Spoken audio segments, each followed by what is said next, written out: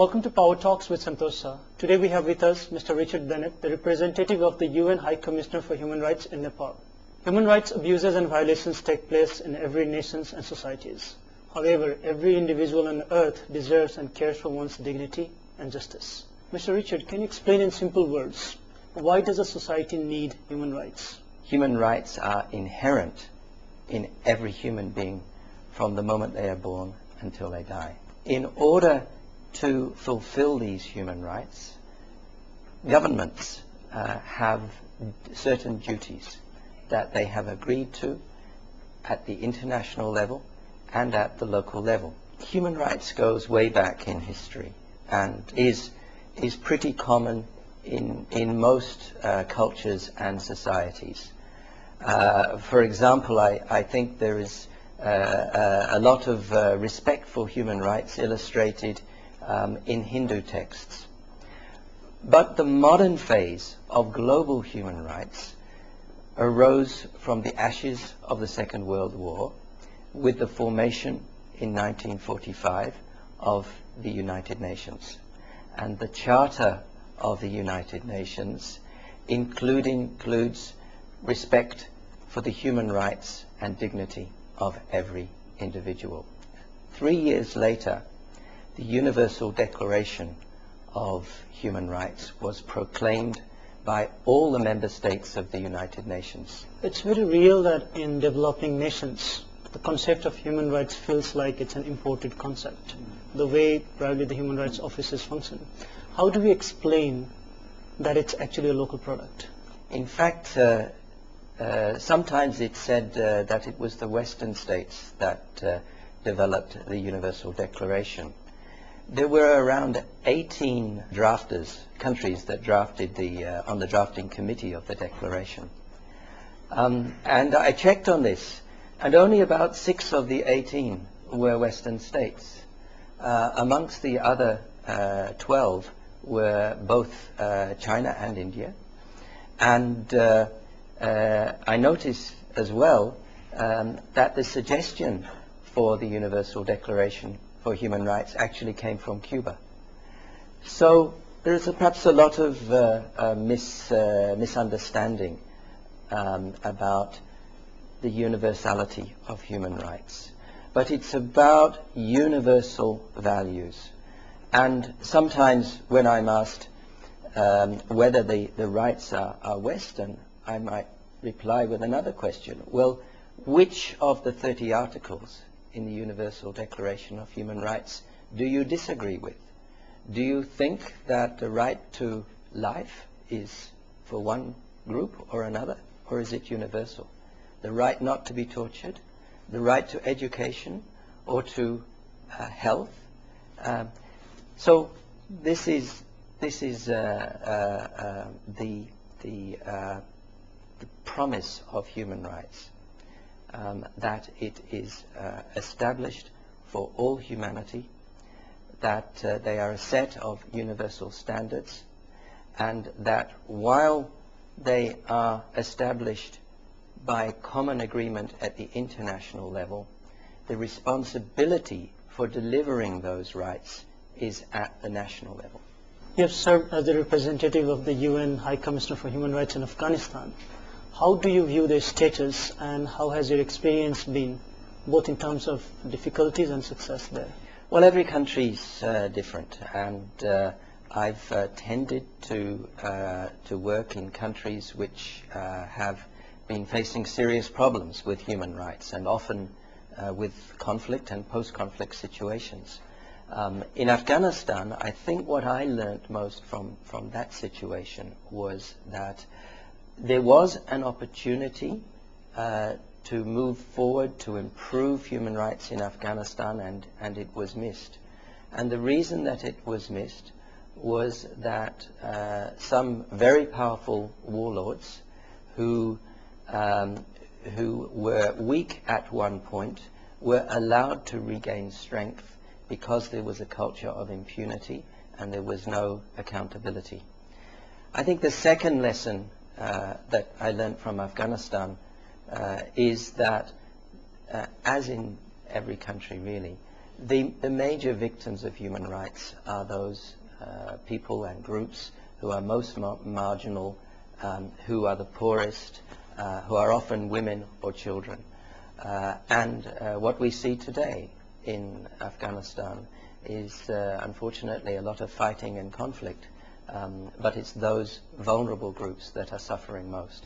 Post-conflict in Nepal, we have a similar situation right now where the culture of impunity has arisen and there is no rule of law. How do you see that? I see, and my office sees, that the culture of impunity and the weakness in rule of law is critical to the long-term success of the peace process. Sometimes people tend to disconnect the past, the present and the future. But I see them going together, that there is a history of impunity, and impunity actually means an absence of consequences, and a lack of accountability. So when there is no system to bring about consequences for wrongdoing, for breaking the law, then people on one side begin to lose faith in the law, and on the other side, those who have broken the law or violated human rights feel encouraged. They feel immune from any consequences, and they are likely to continue and to do it again. You've also worked in the same office in Sierra Leone and East Timor, yes, where the human rights violations have been on a very high scale. How was your experience working there? Well, each country is quite different, and as I've said, I've tended to work in countries which have suffered from armed conflict and are recovering from that. My observation is that armed conflict damages societies beyond what you can see. It traumatizes individuals, and it very badly damages not only economies but the whole fabric of a society. And it's even worse when it is an internal armed conflict where people are fighting each other.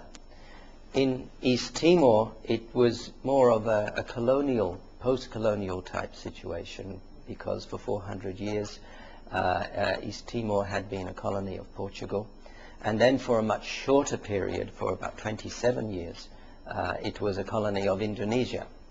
And the conflict in East Timor was much related to another country, to Indonesia, the conflict that took place over a period of that 25, 27 years. In Sierra Leone, again, it was partly internal, partly external. Sierra Leone was a former British colony and was emerging from the effect of that colonialism, but it was also pressured by other countries. In particular, there is evidence that the neighbor Liberia had quite a lot to do with supporting the internal war in Sierra Leone. But one of the things I notice is that unless human rights is put at the heart of the recovery from a period of conflict, it's very likely that the conflict will break out again. You know, there are 3 pillars to the United Nations. One is peace, the second is development, and the third is human rights. And I often remember that former Secretary General Kofi Annan saying that you cannot have peace without development. You cannot have development without peace. And you cannot have either peace or development without human rights. During the decade-long conflict and the 3 years of post-conflict in Nepal, we have seen a rise in the human rights violations. In comparison to the countries you have worked in the past, where do you see the status of human rights violations of Nepal? Nepal, I think, is different from those other countries where I had the privilege to serve, because the conflict, I think, is more internal. I mentioned East Timor having been colonized, Sierra Leone having been affected by another country. Afghanistan too, it's well known, has been affected by outside forces. I think a difference in Nepal is that by and large the conflict has been very much internal, and by and large the progress towards resolving the conflict, the peace process, has also been locally driven and locally owned. I think the intervention of the international community, including the United Nations in Nepal, has been relatively light compared to those other countries, and that's a good thing. That it's very important and very, very positive that in Nepal the progress that's been made has been made generally through consensus, through dialogue and discussion and agreement, and with support and assistance from the international community, but without too much involvement of the international community. We'll continue with our conversation after a short break. Do stay with us.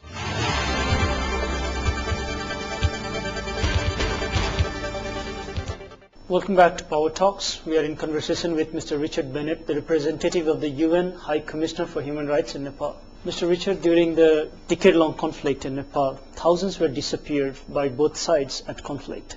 How is the bill of disappearance progressing?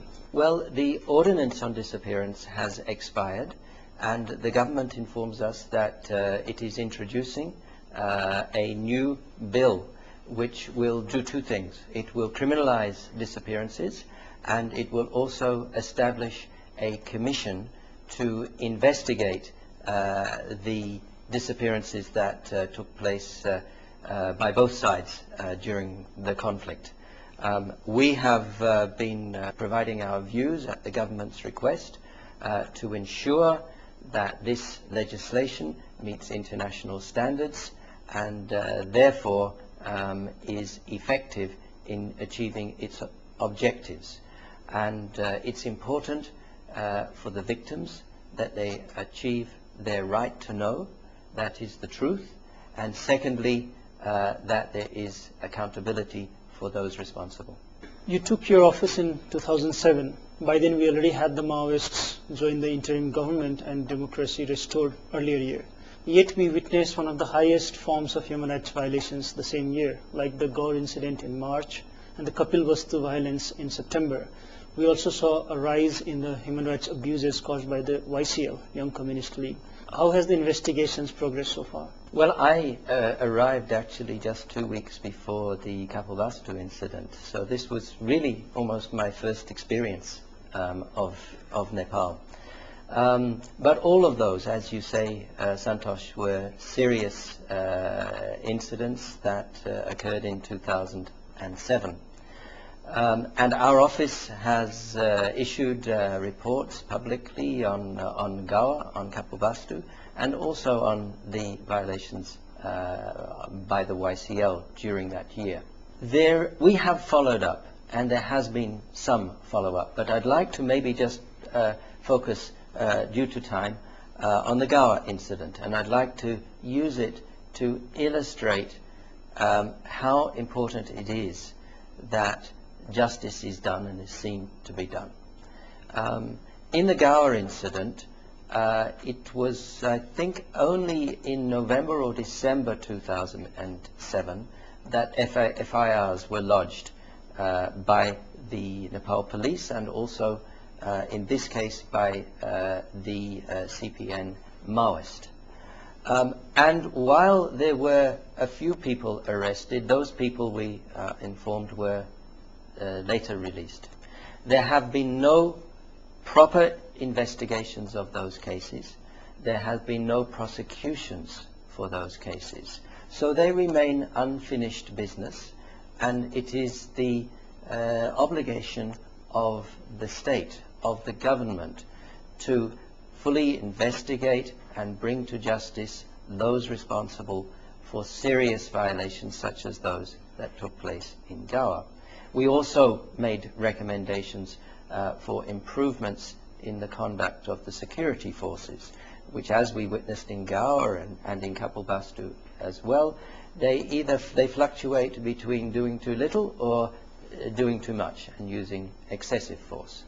But to refer back to Gaur again, what we've observed is that is the taking of because of the breakdown in the rule of law and the impunity and lack of accountability, there's a tendency for groups to take the law into their own hands.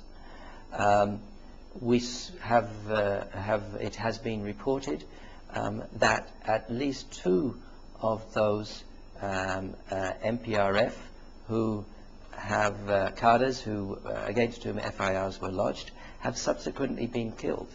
And also on the other side there has been violence. So this taking of the law into people's own hand, this summary justice, is a consequence of a lack of accountability. We've even seen it much more recently here in the Kathmandu Valley, where groups are outraged at serious crimes committed, and because they do not have faith in the system of rule of law, they are tempted to take justice into their own hands, and another crime is then committed, and this results in the overall breakdown of law and order, of rule of law in the society. So what we perceive, and we're using Gaur just as an example, is the link between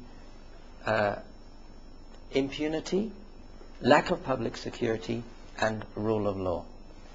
That if there are no consequences for crimes, then there is a reduction in the faith of the general population, and there is a reduction in generally insecurity in the region. For most of these incidents in 2007 and even later on, even the government formed investigative commissions. Has your office worked together with the commissions formed by the government, or has it worked separately? Where requested, our office has cooperated, and we've provided information to those commissions. But it's important that those commissions are independent commissions, that they are not put under pressure by any group, including ourselves, so that they can go about their work in a thorough and professional and independent manner. And so we have spoken to those commissions, and we provided documentary information to those commissions when it's been requested. Normally we see that after the investigations are over and a report is formed, it's released into media, it's all over the media, and common people feel that the perpetrators will be brought to justice. But we don't see that happening most of the time. What happens after the reports are released? Well, we certainly don't give up at OHCHR.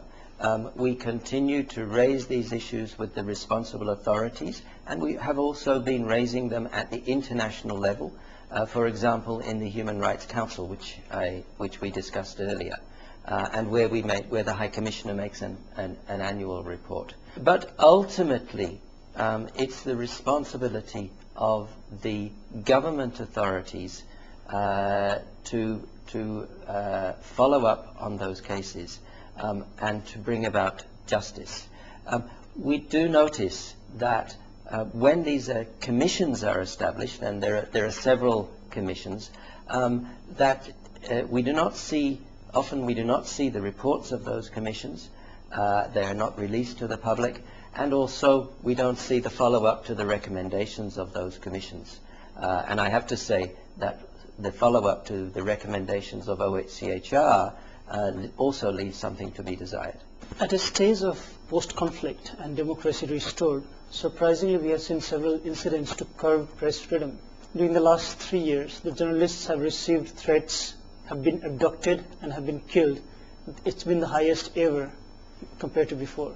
How can journalists seek support from your office in this regard? Well, Santosh, you're quite right that, of course, press freedom and freedom of expression generally is essential for any society to function well.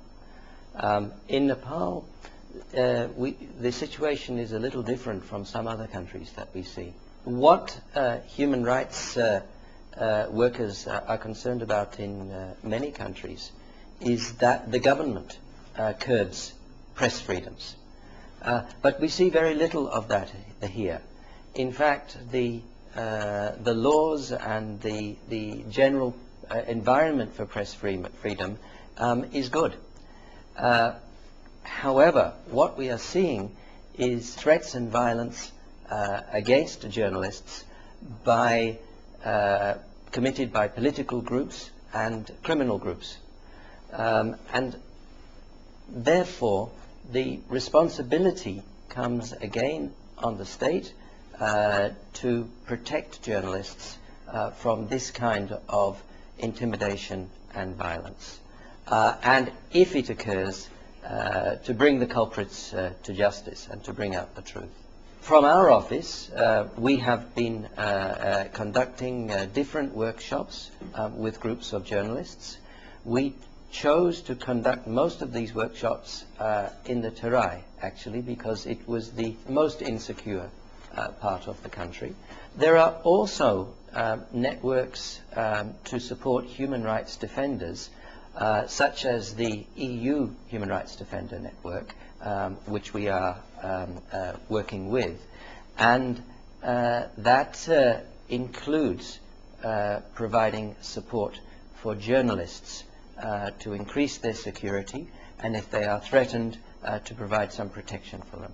Nepal is in its historic time of writing its new constitution, and the government has extended the mandate of OSCHR for 1 more year. In what ways will you put efforts to ensure that the essentials of human rights are included?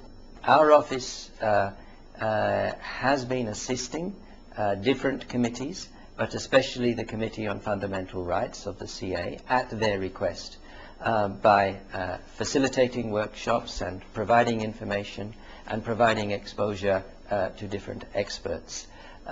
So the responsibility to draft a constitution which includes very strong human rights provisions is that of the CA, but we have been assisting, and we are ready to assist throughout the process. In cases of human rights violations and abuses anywhere in the world, it's the children who are the ultimate victims. How can OSCHR and the member states of the United Nations be more responsible and sensitive towards the future of the world? Well, I think that's a very profound question, and Santosh, you're absolutely right that the future of the world lies in the hands of our children and young people. And what sort of world are we leaving for those next generations to take over?